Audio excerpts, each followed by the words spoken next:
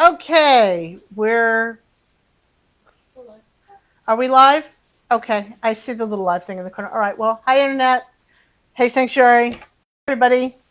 So I guess I should introduce myself since I never do because I just go on the premise everybody who watches knows who I am since they're following the page. But I'm Lee Ann Marino. I'm the apostle here. I am pronouns she, her.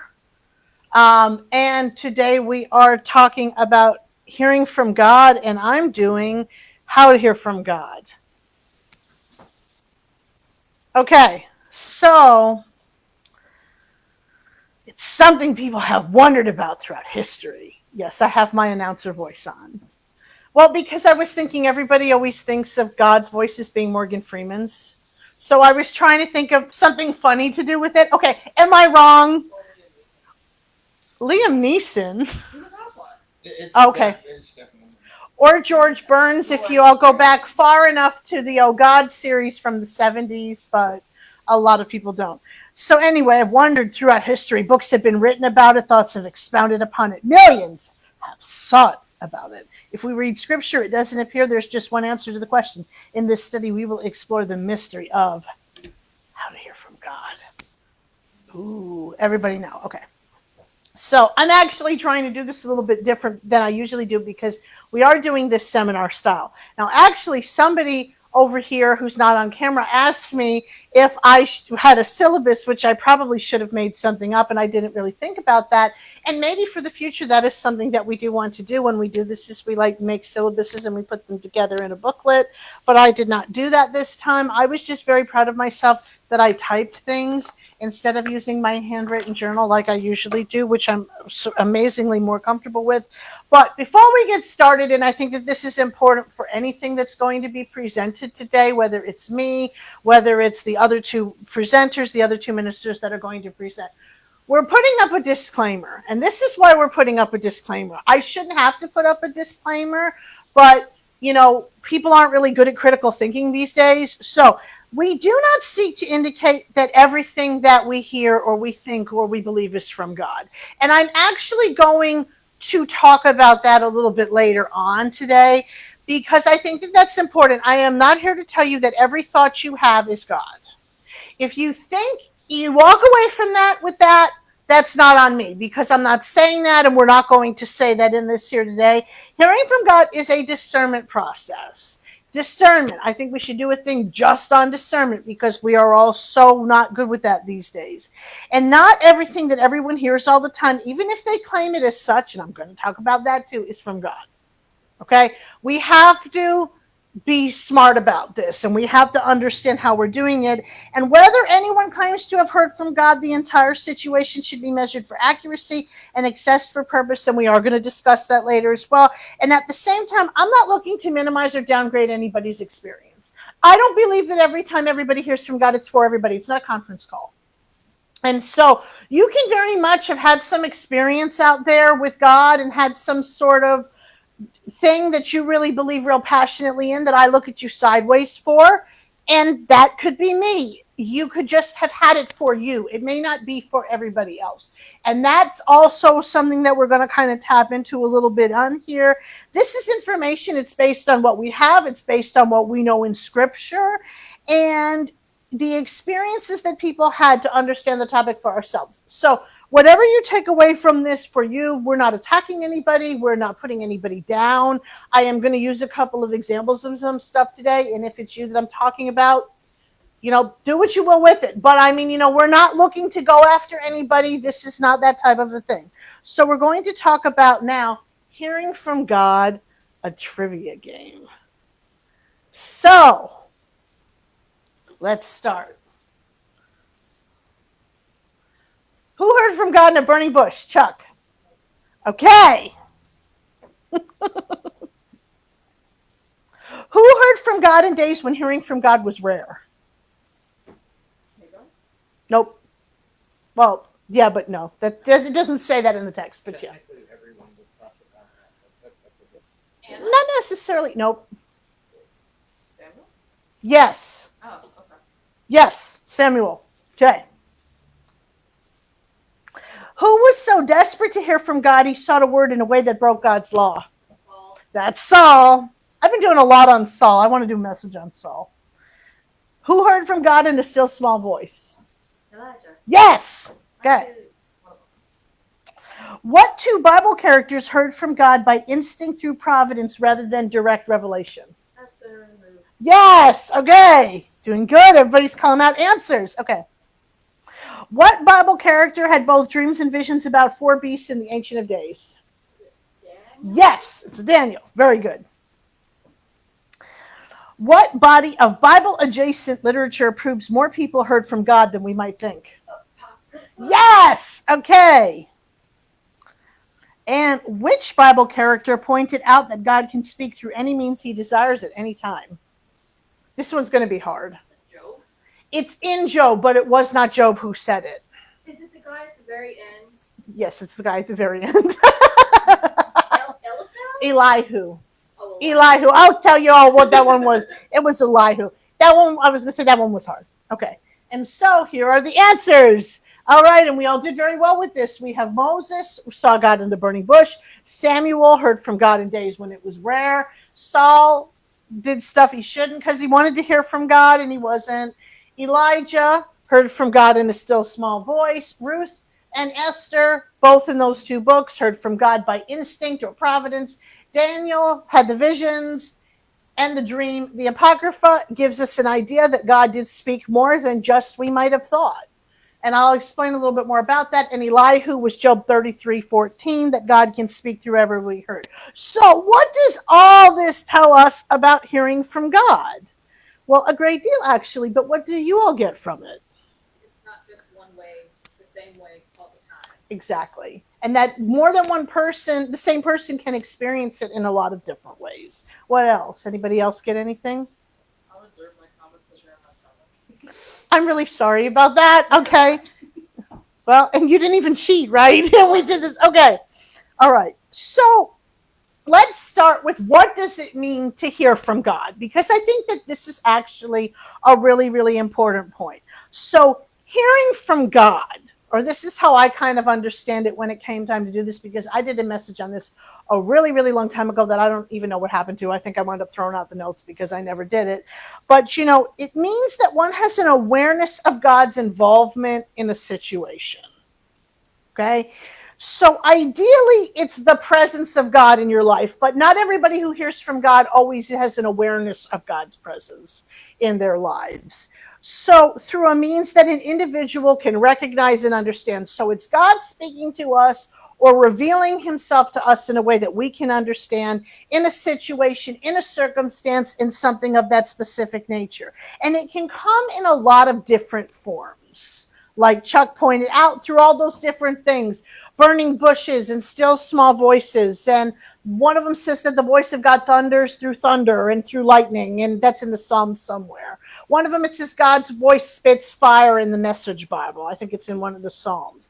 But, you know, it's in a lot of different ways. It can be audible, but it's not always that way. And I think that we also need to kind of step back when we start to talk about the audibility factor, that when we read the Bible and it says God told Noah to go build an ark, okay, and that he had all those specific dimensions, we don't know how Noah heard from God.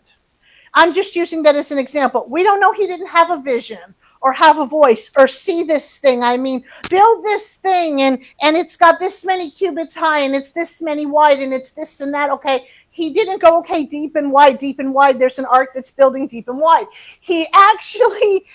He might have had a vision. He might have seen it. I'm going to say that there probably was a visual component because it's kind of complicated, you know, or we say, you know, he says, all right, it's going to rain. Well, what was rain? There are a lot of theories that it never rained before. Yes. Would that have been like Moses with the tabernacle instructions?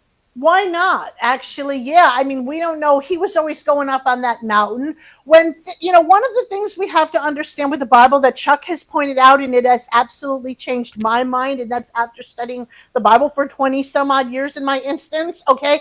It's not a diary, okay? Moses didn't go up on the mountain and go, dear diary, Today, God was awesome. He showed me the tabernacle, and these are the dimensions, okay? Speak slower, I can't write Right. that fast. Okay, and I actually, years ago, when I was in a CCD program, so that's how many years ago this was, I took one on the Hebrew scriptures, and the instructor pointed out that inspiration doesn't mean that God was talking in their ear and they were writing with the other hand. Now, I'm not going to say that that's not always a way that it could happen, and I mean, like, I'm thinking about like writing a book or writing a song or something like that. When I get a melody, it kind of just does kind of appear out of nowhere. But I'm not necessarily, all right, dimensions on this. God, could you talk a little bit slower so I could get all this down? It's not how it happened. And understanding that means they might have had visions, they might have had insights, there might have been prophecy, it might have been God literally speaking and them writing something down, or it might have been in a different form, or it might have been all of it. We don't really know. And the Bible writers, it's like I say, and this was the analogy I made that cracked Nick up the other day. For Italians, okay? Spaghetti and meatballs are two dishes that we put together because the focus is the pasta. We almost don't care what we put on the pasta, but whatever we're making, the focus of the dish is the pasta. The sauce is the accent, okay? So with the Bible, God giving the message was the pasta. All these other details are the accents. And the people didn't really care about it that much. It really wasn't the focus. The focus was God. It wasn't really the messenger as much as we often like to attribute stuff like that. And so this is, one of those things where it can happen a lot of ways. The focus is the message. It's not, did you get it the right way? And we're really, really into some of that nowadays. We're really, really into some of those technicalities because I think we want to eliminate things. It's an example of recognizing that God is involved and does care about us, that we're not deists, that God didn't create the world and then leave it there to trip over itself, that God really is still involved with it, and that there is room for both the ordinary and the extraordinary in hearing from God. So there is room for the burning bush experience. There's also room for God to tell me the other day that, Lee Ann, wear your new underwear. And now I know that sounds really kind of funny. And that's, like one of those things that we don't often think that much about. I bought this stuff and I'm still wearing all this old stuff that's falling apart. And it's like, Lee Ann, get a grip, okay? And so maybe it's not the most exciting thing in the world, and maybe it's not something like we say, it's not a conference call. It's not something that's maybe going to go around the world and, be the salvation message for China, but it's definitely something that still has merit. And when I think about this, and I think that we have to be really careful about with it, is that we often assume everything with God has to be supernatural and over the top and ridiculous. And so, of several years back, I mean, it was more than 10, so it was enough years back, having these incredible, supernatural, over the top experiences with God was like the thing. And you had to have those experiences for people to really think that you were a believer. If you didn't have them, they very much looked down on you. And so these people tended to be into these movements, were often in touch with a certain theology from a certain church in California that we're not going to mention by name, but it rhymes with Ethel. And so what happened is these people would claim to go to the throne room. Okay, meaning that they went to heaven and like that they went to the seat of God's authority is what that's supposed to be symbolic of. It doesn't mean they went to the bathroom, but some of them is what they came back with. They might as well have gone to the bathroom. And so, people would claim to go to the throne room in heaven 3 or 4 times a day. One guy said he went all the time and that heaven was full of roller coasters. And I'm just sitting there like this, thinking, wow, heaven must have a puke bag or something like that. Because to me, a roller coaster is not heaven, okay? I ain't going on one. I don't want to go near one. Those are not my thing. And so, that's not this thing. And many came back with messages that just didn't seem throne roomy to me. I mean, I can read the Bible and God tell me not to be afraid. I don't need to go all the way to heaven for that. And I mean, I'm just making the point. I mean, I'm just thinking, if you're going to go all the way to heaven and God's going to give you that experience, isn't he going to bring you back with something, that's like more than don't worry about the future. I mean, that just doesn't seem like you're there in front of God and that's all God has to say. I mean, that's my opinion of it. That's my take on it. And I mean, if I'm really going to kind of be honest, I stepped back one day because these were people, a lot of them looked down on me because I wasn't spiritual enough to them. I got up every day and I took my dogs out and I wrote books in 2 weeks, which, for some people that would be really extraordinary. But, it wasn't really that interesting to this type of people because I wasn't having 55 mystical visions a day. And if I did have some type of an experience, I didn't talk about it. I didn't put it on Facebook. I didn't put it before these people because something in me told me that something was off. And what I'm going to say is a lot of these people then became a part of another movement that supported a certain leader's administration. In other words, didn't see through nothing. And so that speaks enough to me about that right then and there. But, I knew a lot about them because I had an assistant who was connected to them at the time. And so I knew a lot about them personally. And what I'm going to say is that they could hear God tell them to go to the throne room, but they couldn't tell God to hear them to stop arguing with somebody on Facebook or go and take care of their kids or go clean up their living room or, there was, or stop screwing around with every guy who looked in their direction. There was one woman in particular who I will not ever forget. She's sitting in my inbox and she found out I had been Catholic and she said to me, well, I won't hold it against you that you used to be Catholic. And I said to her, well, I won't hold it against you that you used to be a whore. And I'm not censoring that because that's exactly what I said to her. And we're all sitting here shocked and looking at that. You're talking to me about that. You go worry about you. Okay, God's not going to ask you about the church I used to go to 20 years ago. God's going to ask you about why do you keep getting involved with this? And she wasn't as pure as the driven snow then either. But, to me, the goal that we did that, and we can't hear God, so you're worried about me being Catholic, but you can't hear God telling you about you. And we often don't. I mean, I'm not going to lie about that. That's not really that uncommon. But, we don't know our place. And if we hear from God, we learn it a lot better. We really esteem ourselves a lot differently in ways that we don't. But, why don't we often hear more from God?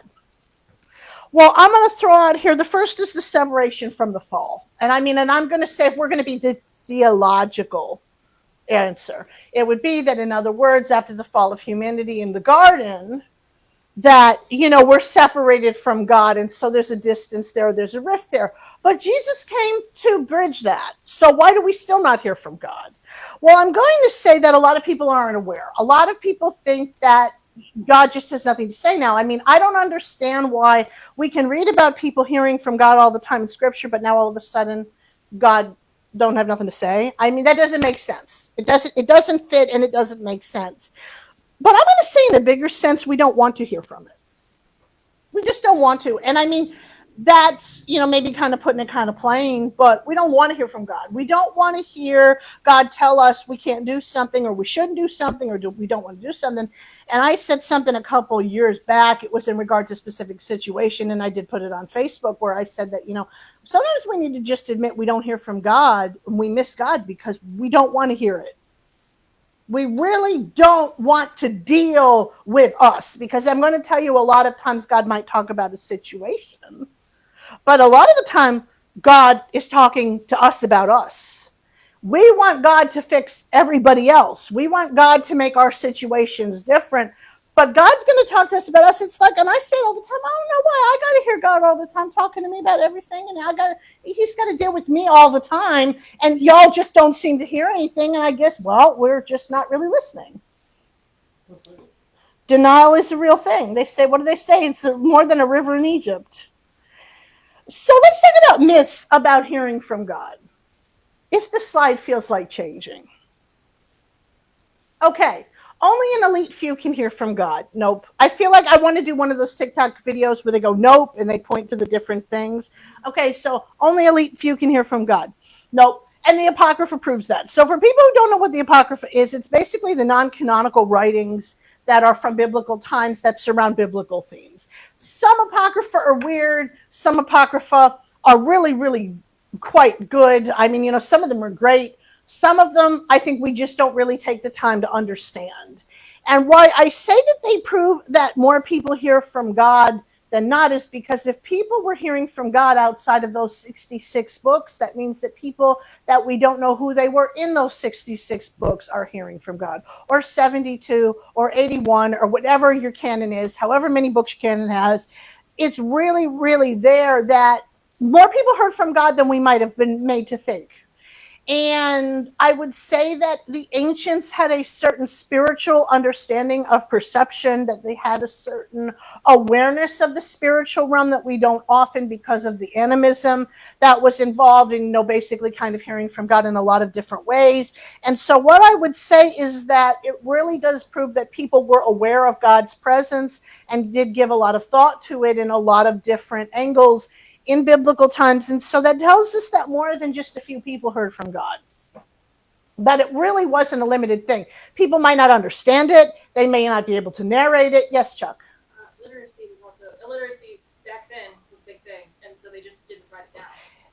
Fair. And actually, I was going to talk about that in a few more slides about the literacy issue, but you just brought it up again. They might have heard from God and didn't have a way to write it down. And they might have told people and people blew them off. Or they might not have really had the understanding of it. And so it's not that people didn't hear from God. They might not have necessarily had the means to narrate it. Very, very good point. Very, very fair point. Okay, God always shows up in or speaks in big, grand ways that others notice. Nope. Everyone automatically recognizes or understands when they have heard from God. Nope. Everyone always hears a literal voice when God speaks to them. Nope. Nope, nope, nope, nope, nope. There's only one way to hear from God. Nope. God doesn't speak to people anymore. Nope. God always speaks to us constantly all the time. Now, that's also a nope. If there are periods where it's rare, like it says it was rare to hear from God in Samuel's day, then there must be times when God doesn't have anything to say. And what I'm going to say is, it's not passive aggressive. We often associate silence with anger or with being passive aggressive. If God doesn't have anything to say, maybe God just doesn't have anything to say at the moment. It doesn't mean God is not a chatterbox. He's not a wind-up doll. He doesn't have to have something to say all the time. And so we also have to learn, I'm going to say this as a principle, to be comfortable with the silence of God.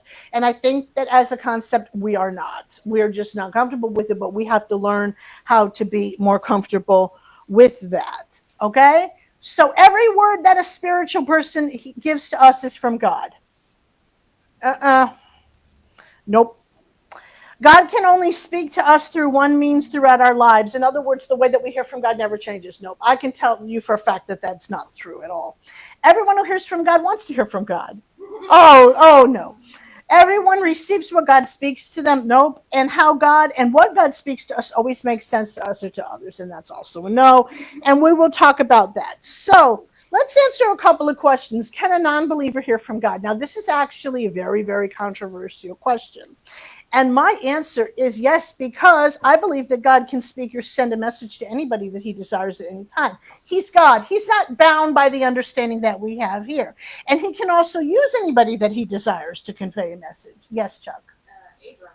That's exactly the example that I use in here, is that even if they don't understand what's going on or how they're being used, in the example I give is that when God called Abram, he wasn't a believer, okay? He wasn't a Jew. Everybody says, oh, he was not a Jew, he was not a Christian, he was not a Muslim, he was a pagan. And he was somebody who was just doing his little pagan thing, and God revealed himself and he accepted the revelation. So no, it's not just a matter of that God only speaks to believers. That is absolutely not true. Yes? Hagar. And the donkey guy. Yep. Pretty much. And so this is different from somebody being a prophet or holding a prophetic office or even having a word of knowledge or a word of wisdom or a spiritual gift. I might say it could be unredeemed in certain individuals because we know the gifts and call of God are without repentance. So in other words, we can have a gift that's unredeemed. And we've talked a lot about unredeemed gifts. I am not going to on camera discuss those unredeemed gifts that we've been talking about of late because I don't really think that our people would get it. But what I am going to say is that there are a lot of ways that we can have, somebody can be a teacher and could be a really great teacher and it be an unredeemed gift. They could be a teacher at school. And that does not necessarily mean that they're a believer. And so, in other words, they might have the ability to do something, but it could, in certain instances, be unredeemed. So they could be teaching tarot, or they could be teaching occultism, or they could be teaching something like that. It's unredeemed. I'm even going to say that I have seen examples of Christians doing things that I feel are unredeemed, but that is a whole other point. Like yesterday when we were in KFC and that man and how he handled himself, this man came in and he had to introduce himself by saying that him telling everybody about Jesus was not racist, which, kind of pretty much means it was if you've got to disclaim it. And he's going around to everybody talking about Jesus being their savior. And then he comes over to us and he's going, y'all be blessed. And then this one came back with a comeback that we're not going to get at, but I don't even think he heard you. But it's basically the concept that might be unredeemed. That needs some laying on of hands and some deliverance, because it's for a purpose. He's not using it for the purpose it's for. And so maybe that's kind of how we could explain the redeemed, unredeemed concept of gifts, is that you can be using your spiritual gift for something it's not made for. And so that would kind of be the context there. So hearing from God can often be an introduction to God or faith in a deeper way, or in some other instances, maybe that's the only way God can reach someone. And so another example is that the majority of Muslim converts, if you listen to their stories, they convert to Christianity because they have a vision of Jesus. That's why I say maybe we need to explain some of these spiritual things a little bit more and stop being in everyone's face all the time with doctrine. Because in other words, they have some sort of a vision or revelation of Jesus directly, and that's why they convert. So they're getting a message from God. It's just not coming through TBN or the radio or some really annoying person in a t-shirt about something about wisdom trying to evangelize to everybody in the KFC on Albemarle. Okay, there's a lot of different context to things that we often kind of miss. So yeah, I believe that God can speak to a non-believer, because maybe that's how they're going to become a believer. Everything doesn't have to involve us. Okay, sometimes I get that idea, like we think that everything that is God oriented, it needs to involve us or it doesn't count. No, he don't need us to do nothing. Okay, so what is the difference between a believer and a non-believer then hearing from God? Okay, I think this is also a very, very fair question. So what I would say the difference is relationship and understanding. And I think that that's an important difference. All right, so in other words, in the new covenant, we're told that God writes the law on our hearts. So I'm sorry. Okay. Anyway, I guess I'm in it again. So in other words, if we're believers, the Spirit is going to direct us. Okay? It's not going to be so much about, here's these 613 commandments, which is how many there are in the Torah. It's not about these 613 commandments where we have to watch if we eat bacon, and we have to make sure that we don't mix our fabrics, since I'm probably up here in nothing that's not polyester today. And we have to do X, Y, and Z. It's very much about us being guided by God to know what to do. And so that's what we're going to talk about that a little bit later, the inward witness, or the Quakers call it the inner light.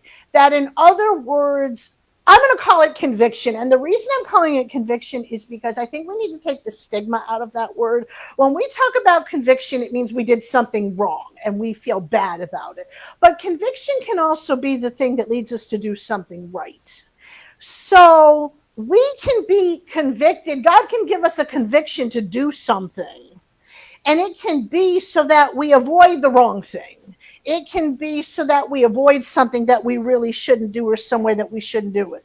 So in other words, it may not always be something that makes sense to other people. It may not always be something that is really relatable to where somebody else might be, because it might be different. And so, in this vein, if we know about God and we have a relationship with Him, it makes it that much easier for us to recognize when God is speaking to us, to know it, to understand it, for it to be what we needed to be, and to figure out what it all means. Because, like I said, it doesn't always make sense at the time. So, my example is that when God gave Daniel the vision of the four beasts, it didn't make sense. It makes sense to us now because we understand that it's illustration of powers and kingdoms. But when he got that, nobody knew what it meant. Nobody understood it. Nobody really could relate to it in that vein. And so, with understanding, Daniel found revelation about what he was seeking. And having a relationship with God as a believer in Christ makes a huge difference in understanding what God is saying to us. So it's easier to understand, it's easier to discern, and it's like I tell people, a lot of the times the messages that God gives are not very satisfying. And so, like I'll give you an example of that was that I was seeking God about something and I was going, I don't know what to do. And I'm working on editing. I was working on editing one night and I was working on it. Like sometimes I turn on preachers to kind of see what they're talking about or what's going on. And through the message, I got a word through that. Now, it wasn't somebody I would ordinarily look to give me a word or a message, but the answer I sought came through it, and it was totally not satisfying. It was totally not, here's what you do. It was, oh, okay. And it gave me the insight to recognize more of me and stuff. So in what ways does God speak to us? So let's talk about these different ways. So we're going to start with audibly, and it's when someone hears God's voice in a literal sense. That's likely difficult to describe how it happens. Many describe it as a quiet voice or maybe something that kind of arises in a situation. And so I give the example of Saul before he became Paul, which that really wasn't a very small story, but anyway, it was an example of an audible voice. So there's a couple of things we're going to talk about with this. So first of all, when people tell me that they hear audibly from God, we have to be careful. Now, I don't believe it's impossible. I believe it's totally possible. I don't discount it. I've experienced it myself. But we also have instances where we deal with mental illness in the world that we live in and mental health. And there are millions of people who struggle with mental health in the world today who are coming at us in our inboxes, and we don't always necessarily know what's God from what's somebody hearing some other voice. So, and I'm going to tell you that it's different from God telling us, go over there and talk to that person, or go over there and give somebody something, or go and prepare to go be in ministry. It's different than that when people deal with mental illness. And I'm going to give you an example. There were a few years back, there was a woman on social media who was in the middle of a bipolar episode, and she was diagnosed bipolar and she was off her meds. And I watched her bipolar episode with what she said she was hearing from God as she was going through it. And I'm actually very, very grateful to say that I've seen that, because she moved at a pace, the hearing and what she was hearing moved at a pace that was very, very different than an ordinary pace when we're hearing from God. So she was waiting. The first story was that she was waiting for some man who was married to another woman to come and be with her, and said that God told her that this was going to be her husband, and he was married to somebody else.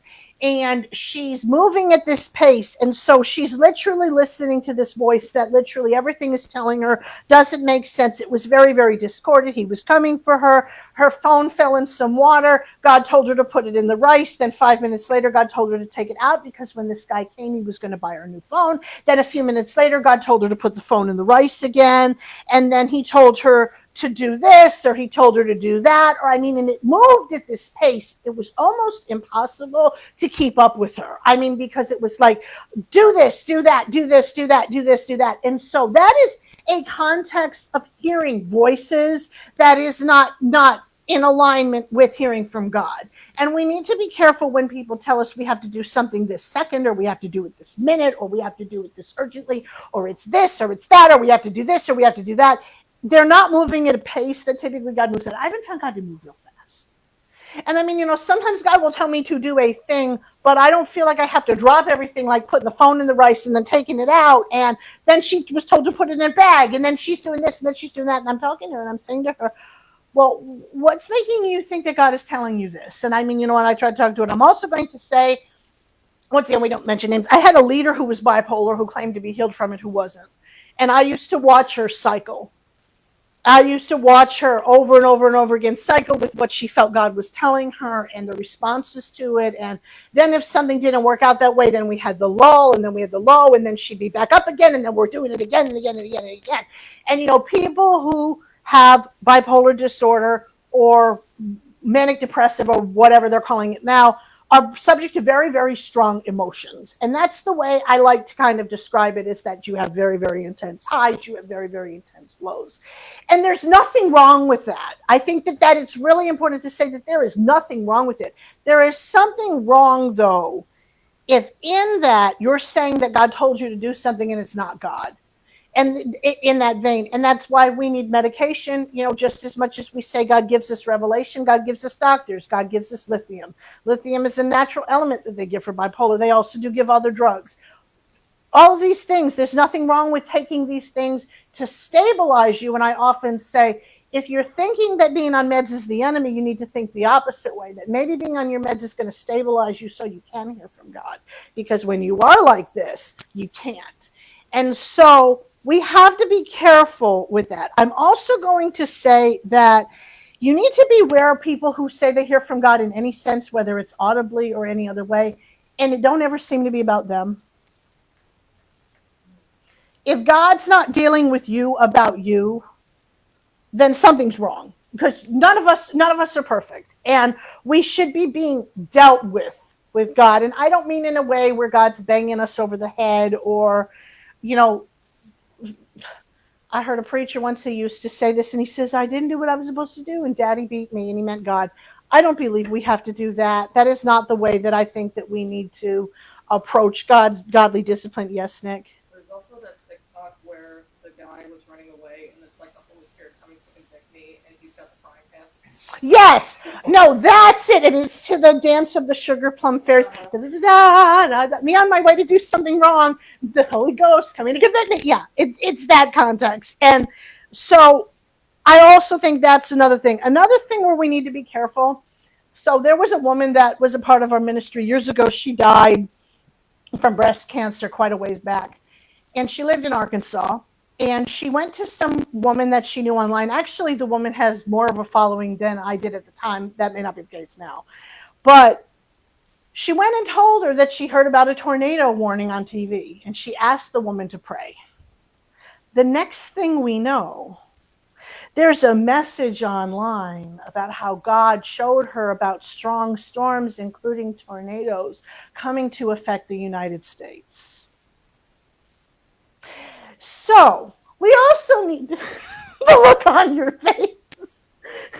Sometimes people claim that God told them things that God didn't tell them, okay? And I mean, I hate to be that, but sometimes they're not hearing from God, they're hearing from the TV God, or they're hearing from people online giving them info, and they're making it look at, and so we have to be careful with some of this.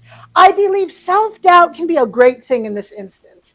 And if we're really, we often really know with the right training when we've heard from God. But I've always said, if we're really stepping out of something, I don't think a little self-doubt's a bad thing.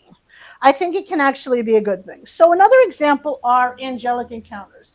Now, angels have appeared throughout history as God's messengers, and there's all kinds of wonderful, wild videos now online about what they actually look like, with all the eyes on them, and that they don't look like these flowery things from Earth. But what I will say is that they're often not as dramatic as they might seem in Scripture. They often appear as people. With a couple of encounters I had, they looked like human beings. I was going to say that they often appear in human form. Okay, and I'm not going to get into all that. Yes? I said like Lucy. Like Lucy? Lucifer. Oh, I was going to say like Lucy. I thought you meant somebody else. Okay, like Lucy. So, but yeah, so exactly the same type of concept. Now, that may not necessarily be the concept everybody likes, but yeah, exactly. That appears as a human being. Okay. He was. Yeah. Okay, now that's a good voice of God too. Okay, so are you in God's hands? So nature, God can speak through nature. So in the ancient world, whenever anything went wrong, they had a locust invasion, they had a flood, they had things, climate change, because they did have climate change back then as well, in a different form. The first thing everybody did was they sought God, they sought prophets. They often would have, what do they call them? Sacred assemblies or convocation, something to basically fast and pray and see what God was saying to them about the situation that they had, because they were trying to discern what God was saying through natural circumstances. Now, we can take this the wrong way, and you've got these people who say that you know, God is speaking through nature and he's punishing everybody for abortion or gay marriage, which I think is funny that those are the only two things in the universe. But I don't really believe that it's judgment. It's speaking, maybe we shouldn't have the houses piled all on top of each other like they are on landslide territory. Or maybe, maybe it's not a message. Maybe it's not a message that we really want. Once again, maybe it's not, the messages aren't deep. Maybe they're not real profound. Maybe they're not judgments. Sometimes maybe it's not a message at all, but that, in other words, that is possible. Sometimes stuff just happens. There's also the story that it says that, Satan in the Bible is the prince and power of the air. So in other words, that could affect natural patterns too. Maybe it's nothing. Maybe it's something. And it's all possible. But that it is a way that God does speak through nature. So the inner voice or witness of the Spirit we talked about a little bit before. And sometimes people talk about it as an instinct, as a knowing, as something that they just kind of recognize. And it's a direct guidance. And I would say it's probably the most common, where people just understand stuff or where they know things. And often for more of a personal guidance than a public one, it's not for public revelation. So what I mean by that is, one of the reasons why we get in trouble with things like revelations or personal things that God reveals to people is that we try to make them doctrinal. I don't have to believe that dream you had where you ate pizza and you had a head like a cabbage meant anything, okay? That is not necessary. What? I'm just, no, it's not. Oh, that's odd food combination. Anyway, I'm just taking my shoes off. I'm just making, this something that I don't have to necessarily do that. I have had certain dreams or things that God revealed by dreams that were unusual maybe to people at the time. And I might have said it and they would have said that wasn't God. Well, I can tell you that it is God because I'm living it in different ways now. And maybe the timing didn't seem right to people, but maybe it was given in that time frame for a reason. And it didn't mean that maybe I should go out and do the thing that I saw then. There's a lot of understanding to this that we just don't do. But I'm also going to say this is another example of caution. We can make anything a divine mission out of our own feelings, out of our own anger, our own bitterness. I have watched people do it, and I say divine mission in air quotes, because it's not really the right thing that we're supposed to do or what God tells us to do. It's something, we can do anything and we can make anything God if we try hard enough. That's why God tells us to seek out ourselves first. Because before we step out with stuff, we need to make sure that we are doing the right thing in that vein. And so we have to be careful with that. Like I say, if you got these people who think that everything that they do is God and God never challenges them, they're not hearing from God. They're just not. So dreams, signs, and visions. So a dream can be from God, or just like you were talking about the natural thing, a dream cannot be from God. A dream can just be a dream. I dreamed a dream in times gone by, okay? You know what? It can be any number of circumstances. And the difference is learning that is a discernment call. If we have a dream and we're really not sure about it, that's why we're supposed to bring it to people. Dream interpretation books are a no, because interpretations belong to God, and the symbols in dream interpretation are often very specific to the person, because they usually relate to something that's going on in their lives or something that kind of ties in there. Now, visions, the difference between a dream and a vision, okay, which I will explain here, is that basically a vision, you see something in a supernatural state. Basically, it would kind of be like the concept of being comatose. Basically, it's kind of like you're out of the body, but you're still alive and you're still in it. and a dream, you're not awake. So one thing you see when you're awake, one thing you see when you're not awake. And I've also had stuff that are flashes, kind of like that stuff might flash, or maybe you might have example of something where you have a sign, and often signs are very unique to people because they are using something that's familiar to you or something that you would understand. The best way that I can explain the signs thing is the concept of like people learn to watch the birds. And so, like, for example, seeing, am I in your message again? No, I think anyway. Okay.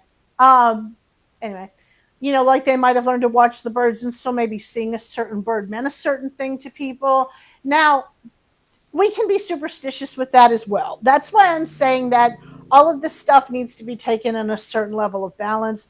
Just because you see a vulture doesn't mean you're going to die. Just because you see a raven doesn't mean you're going to die.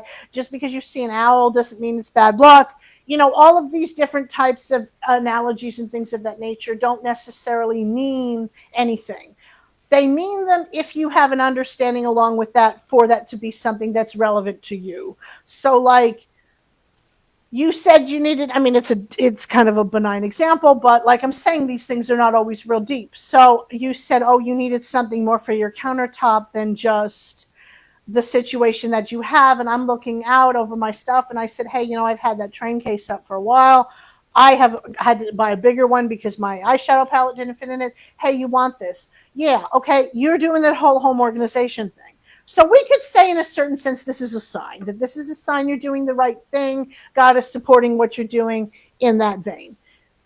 Now, maybe to somebody else, I'm just giving you a makeup case. But what I'm saying is that it kind of, things can go along in that vein, or we can kind of understand it that way. I used to be one, I had a lot of dreams at one point in time. I don't have as many now. I hear from God in different ways now.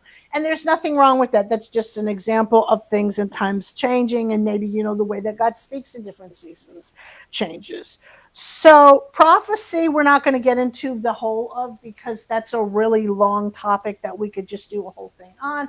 But basically, it's a spiritual gift, and it's also a ministry office by which someone basically speaks for God. And it might be direct to a person, or it might be to a bigger world events, might be to a national leader, might be, it can be small, it can be big. It does depend on the situation, but we pretty much understand prophecy is God speaking, yes. Absolutely. So you did a whole Sunday school on prophecy. What was it called? Great question. Okay. Nick did a thing on prophecy. It's up on the YouTube channel, and so definitely go check that out. Minister Nick did that for us, and so that would be a great segue, or a great way to kind of look more at that. All right, so a word of wisdom or a word of knowledge, I'm going to call, is just like we talked about doing this basically for the Sunday school. Word of wisdom, word of knowledge is like a specific type of prophecy, is the way I would kind of describe it. And it's an example that gifts can come directly from God to us or through someone else as a word in due season. So a word reflects advice, caution, or insight, and a word of knowledge provides divine information. So it's like I say, a word of wisdom would be, you need to do this. A word of knowledge would be, you ain't doing it. A prophecy is, this is what's going to happen, and it's happening either way. So that's kind of the way we would narrow that down. And I've had times where I got one myself, and I guess I interpreted it myself too. And I tell the story. I was working with a minister back in 2013, and I hadn't heard from him in a while. And I'm standing in my apartment in Cary before I moved to the other apartment in Cary, which doesn't help anybody out. But I basically lived over off 55, which anybody who lives in that area knows where I'm talking about, underneath Durham. And I'm standing in the doorway of my office. Literally, I'm going to walk out the doorway, and I go, I haven't heard from Bishop so-and-so in a while. I wonder where he is. And then I said, he's in jail. And then I went, where did that come from? And to be quite honest with y'all, that's exactly where he was. So, like you call it, my little poltergeist gift over here, that's almost kind of scary. That's how accurate that was. Is that's exactly where it turned out that he was. And before the next year would be out, he would go back for the same thing. So that's where we can get, God can just give us a word all by ourselves. All right, wise counsel would be insight or direction in a situation, that God can kind of speak through that. And we have difficulties. Now, another one that's really, really careful, because You can just have a difficulty because you have a difficulty. It does not necessarily mean that God is in it. But I'm also going to use the example of the TikTok that you sent me the other day with the man who said that there's a difference between saying it's a part of God's plan and God has a plan for this. In other words, that God can take the situation and can move through you to bring something out about it, and saying, oh, everything is God's will. There's a difference between those two narratives, and I would say that difficulties are that way. Sometimes, though, when we have a situation where nothing works, we need to draw deeper to God who can guide us. And so it doesn't mean God is going to get you out of it. Probably not. It basically means that God can speak through circumstances. If we keep running up against something, we need to figure out either how we need to deal with it or how we need to resolve it. And so that would be the way that we would kind of look at that. Speaking to power, I threw in here because I kind of thought about it a lot. I've been thinking about it a lot lately, in particular, because, like I said, I've been doing a whole thing on Saul, Old Testament Saul, and I really would like to do something on it. And so I've been thinking a lot about it, and I've been reading about his relationship with Samuel. Speaking to power is basically what we would call a spiritual advisor to power. So let's say you've got a government leader, which is most often the example. It doesn't just have to be a government leader. It would also be kind of the context of covering or of that nature in a spiritual sense. So, like, for example, Julie is technically my voice to power. But actually, anybody in my life can be my voice to power in that way. In other words, basically kind of like on that level. And I'm also Julie's, which is a little bit of a unique situation in that vein, but we kind of do it for each other because nobody else can stand us. And when we look at it over that vein, it's kind of like the idea of a personal prophet or a personal spiritual leader in order to guide people. So in ancient times, they literally did not make moves without talking to prophets first. And even military. So like it talks about Deborah going out to fight with Barak. He didn't want to go and make any moves unless she was guiding him. Or, like, for example, they would go and seek out somebody, like they would go seek out Samuel. Should we do this battle? Should we even bother? And it would be, yeah, you should, or no, you shouldn't. And that's actually seen in other cultures in the ancient world. There was, I don't remember which culture it was, but it was one of Israel's neighbors where there's actually a stele that talks about their God turning them over to the God of the Israelites because they didn't please him. So it's a thing. It was like an actual understanding. And so they would seek things out. And so it's not a random arrangement. There's a relationship there. So I'm going to use this example. I'm probably going to get messages about it, but that's fine. So before we had the inauguration this year, around the time of the inauguration, we all remember the service that they had. And there was the woman who was the bishop of the Episcopal Cathedral. I'm not going to get into the ins and outs of what she said or didn't say, but what I am going to say is she didn't handle it right. And I know that there's a lot of people that would not agree with me about that. I'm not talking about her content, but she was trying to speak to power when she did not have a relationship with the individuals involved. And in other words, they just took what she said as insulting or as threatening or as challenging or as an assault rather than her knowing how to talk to him because they have that relationship and they do it. So Nathan knew how to talk to David. Samuel knew how to talk to Saul. Yes, Chuck. Moses knew how to talk to Pharaoh. Moses knew how to talk to Pharaoh. I didn't even think about that. Or related. Somehow they probably were related by the adoption. So he knew how to talk to him exactly. And so he was the perfect choice. Aaron wasn't the right choice. It was Moses for that reason. And so there you go. There's relationship involved. Or Gad or Ahab and Elijah. Ahab knew Elijah. Okay. There was a relationship that they had there. And so the word was to be expected to be accepted because of that relationship. All she did in Washington was talk. And that's about all that happened. And it stirred up a lot of stuff. And she got a lot of attention. But, she got her 15 minutes of fame. But it really didn't change anything because there was no relationship there. Yes, Nick? So does the duration of the relationship matter? Because I'm thinking of, what was it, Philip and the eunuch? No. You wouldn't think really the length of the relationship wouldn't matter in that context. No. Just the quality of it. The quality, yeah. Just so people can understand. Yeah, no, it doesn't have to be for a long period of time. It can be for an appointed period. And it may not even be for that long. Like Philip and the eunuch, it doesn't say that they went and had lunch later. I mean, but that's another example of speaking to power because he was in the Ethiopian government. And so that would be another example of it. Yeah, and like you say, it doesn't have to be for that long of a period of time. But the point is that it's there. And when you don't have it there, and what I will say, that particular example I gave with the government, and the reason why I'm using this is not to be political, but is to point out an illustration. There are people that fill this speaking to power role in that administration that aren't doing their job because they have an investment in this. And so that's not good.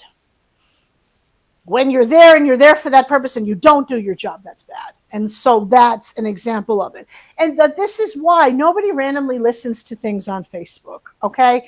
I am not going to be told to speak to power and tag the president of the United States or of Canada or of New Zealand or of wherever else they have a president and give them a word and they accept that from me, okay? That's not how this works. And whenever people start, well, God is speaking your name in rooms you haven't even been in, I believe that can be possible. I'm not saying it's not, but you ain't going to get in that room without some kind of relationship with somebody. It's not going to happen where they're just going to call you up. What people do when you don't have a relationship is they come and they ask you for money, and it's very, very annoying. But that's a whole other issue there. So it's not random. And that's the thing that we're missing is we think we're going to speak to power online and they're going to get the message and God's going to do it. It's just like, sit down somewhere. That's not how God works. Okay. God speaks through Jesus Christ. Specifically, there's a verse about that in Hebrews, that in past God spoke it through the prophets. God still speaks through prophets. But another word that's a reference to is that Jesus Christ was the fulfillment of prophecy. So, speaks through Jesus because that affirms through he is. God can speak through whoever or whatever he feels like it. And as it says there in Job, God does speak now one way, now another, though no one necessarily perceives it. And so God can do whatever God feels like. So, And then now another one where we have to be careful. When I talk about desire, I don't mean in a salacious way. And I'm in Nick's message again, aren't I? But God speaks through the things that he puts on our heart that we really want to do. It's got to be God that I want to do this because why would I? Okay. It's like at this point, why would I? But, in other words, there are things that kind of shape the course of our futures. So when we desire to do the things of God, like it says, delight yourself in the Lord and he will give you the desires of your heart. He's not talking about that you want a Hershey bar. He's not talking about that you want to get with that guy down the street. He's talking about the things that we earnestly want to do that, like when we seek the will of God and we find the will of God, that's there. And so it's like a synergy, I guess would be the way to describe it in that vein. And then the last way is scripture. Now, I want to make this really clear. Let's not do the scripture argument where it's not the only way that God speaks. It's not the only way that people understood him in history. And we don't have the Bible now, so we can't have the things in the Bible.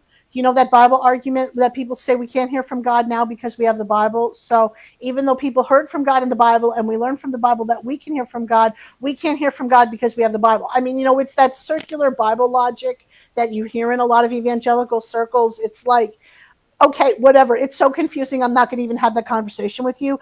But going back to your literacy issue, the reality is that the majority of people in history were not literate and were not able to sit down and read the Bible. So that cannot be the only way that God speaks because people today are still not literate. Not to mention the number of people who are literate but might as well not be because they don't really seem to have any reading comprehension. So you can sit down with the Bible and you can be brilliant. You can be a rocket scientist. You can be the smartest person in the room and still not understand the Bible because you have no context of it. So we're not going to do that elitism thing where you have to be able to be literate to read and get something from God from the Bible, because you could still get something from the Bible and not know what it is, or you could get something so off the mark. People, I've seen it where people do it and they say that they try to seam verses together and they don't make sense and they take out half of them. So this would be an example. You take the verse where it says Judas hang himself, and then you've got the ... and then you put the verse, go and do likewise. Okay, where people, but that's a very extreme example, but where we just start merging things together in the Bible that don't make sense anymore. Okay, you okay, Chuck? So We need context. Yes, we need context. Okay. So, does God always speak to us in the same way? And my answer to that is no. So, in the Bible, they had this thing called the School of the Prophets. And we're actually working on one for us. So, the School of the Prophets was between 30 and 33 years long. Okay? 30 and 33 years long. And we can't get people to sit down and do seminary for 3.5. Okay? So, the purpose of the length was because the way that people hear from God changes as you get older, as your priorities change, as your life is different. And they needed to be able to hear from God in all those different situations, in all those different circumstances and seasons of life. And so, an example, the Apostle Paul had a vision of Jesus at his conversion, but later in the New Testament, he spoke about praying in tongues more than others and the importance of prophecy. So, in other words, he didn't have that experience with Jesus knocking him off the horse every day of his life. He had to learn different ways to do it. And as we mature in the faith, God sometimes deals with us differently, and there's nothing wrong with hearing from God in different ways. Like I said, I used to have dreams all the time. I don't have that many now. Now, the ones I have, I typically do pay attention to, or some of them are kind of weird. Like, the day I had the dream I was an armpit model. I don't really think that was a message from God. In fact, I know that wasn't a message from God. So, or that I had a dream that Oprah left Stedman and married a janitor. I don't really think that was prophetic. Okay. Now, people, when I put it online to be funny, so that people took it seriously, they went, I think that you hear from God and that Oprah really better pay attention. Now, once again, relationship, Oprah don't know I exist. Okay. And I don't really think that Oprah cared about my dream. Sometimes things are just things. And that's where we learn as we go along to discern different stuff about it. So, public versus private revelation. So, one is for us versus being for everyone. Okay? So, not everything that God speaks to us is doctrine or something that's going to apply the board to everybody. Okay? Sometimes there are words, vision, or insights that we get from God that are very specific to our situation, our calling, what we're living with right now, what we might be dealing with. And it's not necessarily for everybody else. Okay? And so, an example, the Apostle Paul was instructed in a dream to go to Macedonia, but God is not telling everyone in the church to go to Macedonia. God has not spoke to me about going to Macedonia. Has he spoke to you about going to Macedonia? No, didn't think so. Okay. So, learning what's for us personally as guidance and direction versus what might be doctrinal goes a very, very long way in understanding how to apply divine guidance and word. So, summary. How can I better learn to hear from God? Since this was definitely not a how-to, it was a God message, which means it really didn't give you a whole lot of directional insight in specific things, but the general gist is there. So, how do we do this? So the first thing I think we need to do is acknowledge it's possible. Okay? And I think that I don't understand how we can read about God and then think stuff can't happen now because we have the Bible. We read about all this stuff. Like I said, it's the Bible argument, that circular logic. I don't know why we think it's so impossible now. And it might not come about for you in the same way that it happens for your super spiritual sounding friend who, tells everyone about their long-winded experiences on Facebook, or who, gets on Facebook and sweats and spits and ruins their prayer shawl and, prays to God to keep their lights on. And then they're not on for a few days because they're in the dark. So I'm thinking of, the thing Juanita Bynum said, which, there's a difference between loving Jesus and being in love with Jesus. You can love Jesus and believe him to keep your lights on. Being in love with Jesus means you'll sit and praise him in the dark. And I think that that's a maturity thing.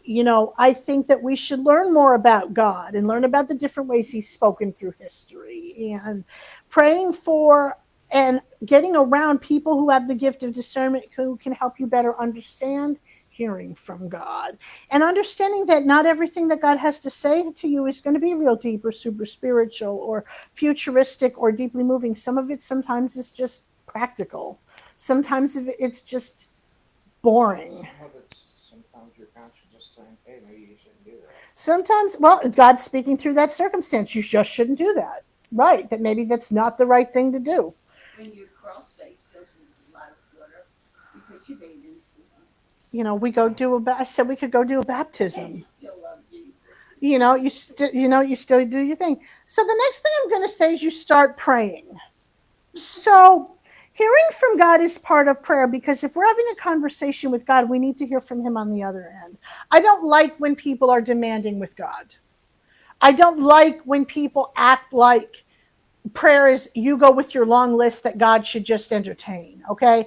That's not right. I wouldn't do that if he did that to me. I would go and say, you go sit down somewhere with that list of yours, or you go start doing some of it. I mean, we don't do that. If anybody came to me like that, I don't tolerate that type of thing. It doesn't have to be formal. It doesn't have to be scripted. I know we think we need to be eloquent and sound like some of these old timers on the radio and that, we need to be real profound. We don't have to sound like Morgan Freeman or Liam Neeson or who was the other one? The Allstate guy. I don't know what his name is. Allstate guy. We don't have to sound like Jake from State Farm. We don't have to sound like that. We don't need a book to do it, but we do need to talk to God, and in talking to God, ask God to reveal himself. Okay? To speak about to you and make communication a priority with God and spend time specifically doing it. But don't forget that we can talk to God all day. You can talk to God while you're working. You can talk to God while you're watching anime. You can talk to God. Well, God kind of talks to you while you're watching anime. And I think of the meme with the brain, where it says, we're going to bed now. Are you going to bed now? Yeah, shut up. We're going to sleep. And then it tells you something and you lay awake all night. You're like, I'm watching anime now. And God goes, oh, okay. Well, have you thought about this? And you're like, so, okay. And then I say start listening because we can miss God when we don't necessarily like the message or what it might cost us to do it. And if we're anticipating God to show up in a specific way and then he speaks in a different way, it's easy to miss God. So if you're waiting for God to come in the fire, like the Elijah story, or you're waiting for God to come in the thunder, or you're waiting for God to come in the wind, yes? That's how Jesus. Very fair. Right.